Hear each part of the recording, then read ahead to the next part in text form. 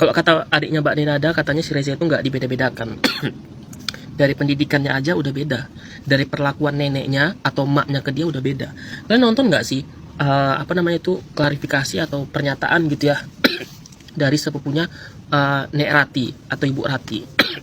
Udah jelas banget di situ perlakuan Mbak Nenada ketika melihat si Reza itu kayak ketakutan, kayak melihat Reza itu adalah sebuah penyakit. Itu yang dipikiran sepupunya Ibu Rati. Dari situ aja udah kelihatan dan banyak saksi mata. Sementara orang lain itu hanya bisa memendam gitu. Mungkin ini rahasia besar banget ya, sampai-sampai orang pun nggak sulit untuk membongkar rahasia ini. Mungkin ya ada uang tutup mulutnya segala macam, kita juga nggak tahu guys. Jadi kalau dibilang Reza juga diperlakukan dengan baik, ya gimana selayaknya anak artis, ngerti nggak sih kalian? Minimal pendidikan kayak disekolahin di mana, kayak minimal uang bulanan jalan kayak atau apa.